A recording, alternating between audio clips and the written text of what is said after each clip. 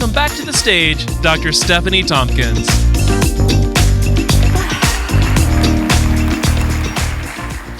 Okay, you made it. Congratulations on surviving.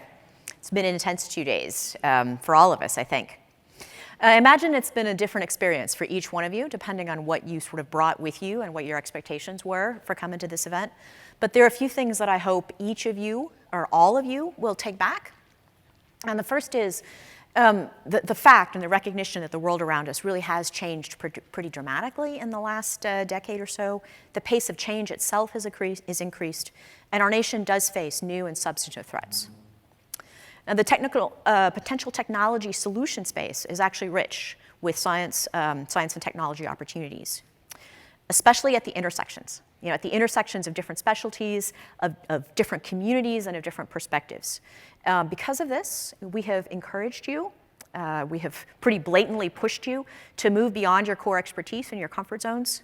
It's critical to how we work at DARPA, and we tend to think it's critical to how most hard problems will be solved.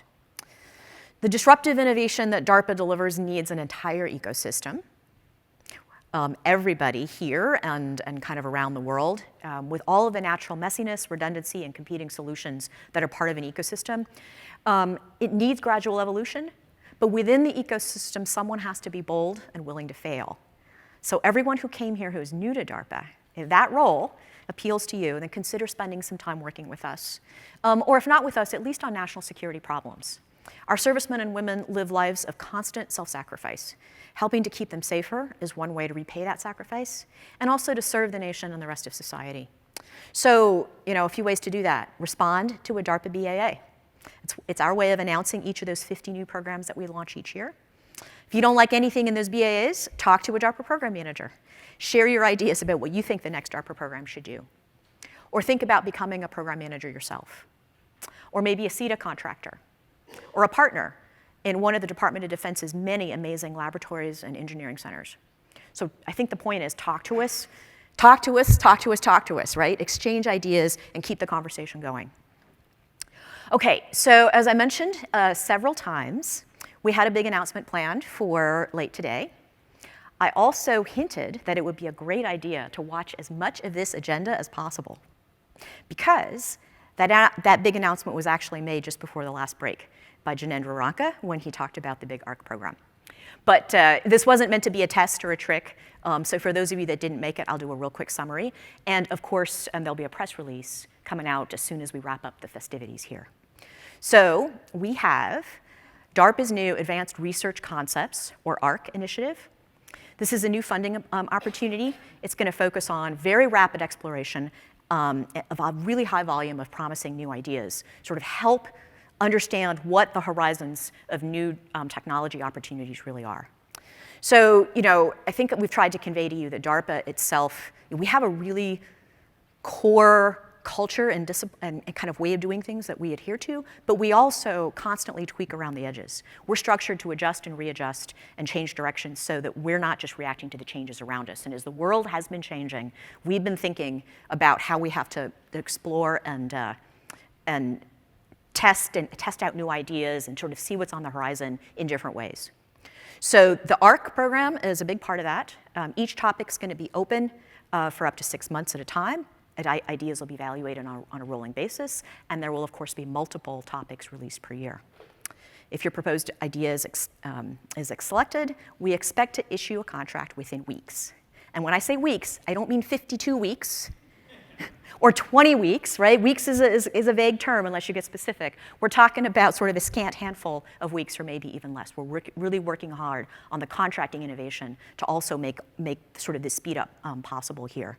The funding's going to be for one science or engineering full-time equivalent, right? Full-time equivalent, so a little bit of flexibility. As Jinendra said, we're not being prescriptive, but to really focus on the idea for that sort of a year or so or less, with the idea of really trying to think hard and answer the what-if questions posed by the different ARC topics.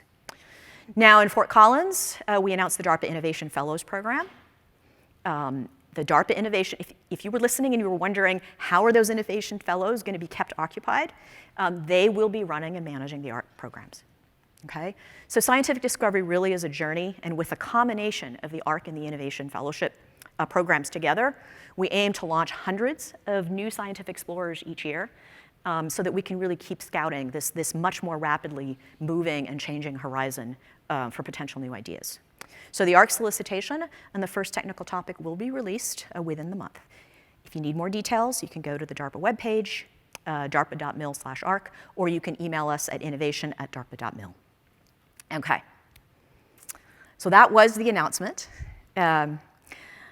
So just a couple more comments. So I think as we've heard, and as you've all heard in several different ways over the last couple of days, from our perspective here at DARPA, the technological future is both bright with opportunities and fraught with the potential for technological surprise from adversaries.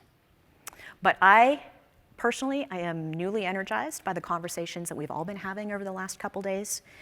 The promise of a new infusion of talent to our national security ecosystem, and to the renewed sense of purpose from all of our continued and sort of existing long-term partners. I don't like to predict the future, but I can say this. I'm pretty confident that decades from now, people will look back at the conversations had here and at the DARPA Forward series, and they'll recognize the start of several new ideas that created a better future for all of us. So I thank you for being part of that. So I'll be asking for applause in just a minute. So first, that thanks is for all of you. I'd like a round of applause for that, but also let's thank our speakers and our panelists, not just for sort of including us in their ideas and their conversations, but for all the hard work that they had to do to prepare in order to make that so delightful and so challenging intellectually for all of us. So, yeah.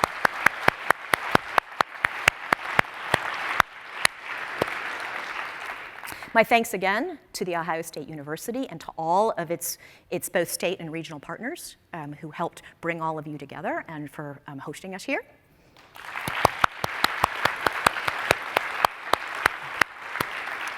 And lastly, and I think maybe most importantly, I think you've gotten a little taste of DARPA, not just by what we showed you on stage, but by how we work. Something that I think you might have noticed, we have this absolutely incredible support team. The folks who have been out here, making sure that every event went smoothly, that we're answering all your questions, all the people you haven't seen who are hidden on either side of the stage, making everything work, and the planning team who has been thinking about how to make this happen for well over a year now. It's sort of, those of us on the technical staff, we sort of wave our arms and we talk about these big ideas about how what we want to try to achieve, and then we have this incredible support team that helps figure out how to turn it into a reality. So I think the biggest round of applause we really owe to that entire planning and support team that's all around us. So let's give them some thanks.